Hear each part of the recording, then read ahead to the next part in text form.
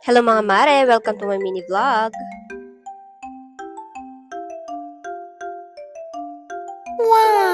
Kung napanood nyo ngayong vlog ko mga mare doon nga sa TBS Gas Range ay kasama nga ito noon. Hindi ko nga isinama ito dahil nga mas mapahaba na ngayong video kaya sineperate ko na lang yung pag-upload. Dahil naiwan nga kami ng sasakyan mga mare dahil hindi na kami magkasya ay ayan minabuti na nga lang namin na pinaglaro nga si ate doon nga sa taas sa JTC. Nagpapalit nga lang ako ng tokens na 100 pesos at ayan pinaglaro na lang namin dito sa labas dahil hindi nga siya pwedeng pumasok. Gusto nga niya doon nga sa may trampoline kaso nga lang ang nakalagay na warning naman doon ay hindi pwede yung 3 years old pababa. Kaya dito na nga lang siya sa labas at naghanap-hanap nga kami ng pwede niyang paglaruan. Nag-break na nga lang muna kami saglit dahil sobrang naiihi na kami at eto nga nandito kami sa CR. Sa mga oras na yan mga mare ay naantok na nga yung bata kaya naman bungisngis na naman siya. Tuwang-tuwa nga rin siya sa kanyang sarili habang nakikita nga niya doon nga sa mirror. Pagkalabas nga namin ng CR ay nadatnan nga namin si ate nga na aliw at naglalagay nga ng token sa kanyang sinakyan. Nakalimutan ko na nga ang tawag dito mga mare. Ano na nga ba ang tawag dito? Pakilagay naman dyan sa comment section kung alam nyo. At ayan, pinaubos na nga lang namin kay ate yung token nga na pinapalit ko. Dahil napansin ko nga rin na sobrang nag-e-enjoy siya dyan. Kaya naman, sinaga na lang namin na hinintay nga siya. At nung matapos nga siya sa pagsakay nga, ayan, bumaba na nga kami. Naligaw pa nga kami mga mare at nakarating nga kami doon sa ground floor. Tapos umakyat na naman kami at nakita namin yung photo line at eto na nga yung daanan palabas. Nakita na namin kaya naman for the exit na kami. Magkukumute na nga kami mga mare dahil nga naiwan kami na ng sasakyan. Ayan, nag-tricycle na lang muna kami. At doon nga kami sa Calle Crisologo de Derecho dahil ipapasyal na muna namin yung mga bata. At from Bantay JTC nga to Calle Crisologo, ang pamasahe nga namin ay 30 pesos each person nga. Kaya naman 90 pesos nga naging pamasahe namin. Noong una pa nga ay kinakabahan nga kami dahil first time nga namin na mag-commute. Pero sabi nga ng kapatid ko na wag kabahan kasi naman may mga tricycle naman na pwede nga naming pagtanungan at sasabihin lang kung saan nga tayo pupunta. Kaya naman, hayan, for the go na kami. Medyo matagal-tagal na rin nga nung nakapunta akong last dito at ngayon na nga lang ulit. Gusto ko nga lang i-shout out si Jessa Galera na kasama ko noon. Naalala mo pa ba yung mga panahon na nagjajabhan tayo pero dito tayo napadpad dahil wala nga tayong mahanap? Tapos doon na nga tayo sa market. Sumunod nga na napadpad pero wala pa rin tayong mahanap na nag-hire nga at bumalik na nga ulit tayo ng Abra. Ma-share ko lang mga mare na sobrang hirap talagang maghanap ng trabaho kaya kung may trabaho ka man ngayon, dapat mong ipagpasalamat dahil may mga taong gustong magkatrabaho pero walang trabaho. Anyway mga mare, balik na nga tayo dito sa video at ayan, bumibili nga lang kami ng mga kornik dyan dahil pampasalubungan nila sa kapatid ko. At naghanap na nga lang kami ng pwedeng bilihan ng tubig dahil uhaw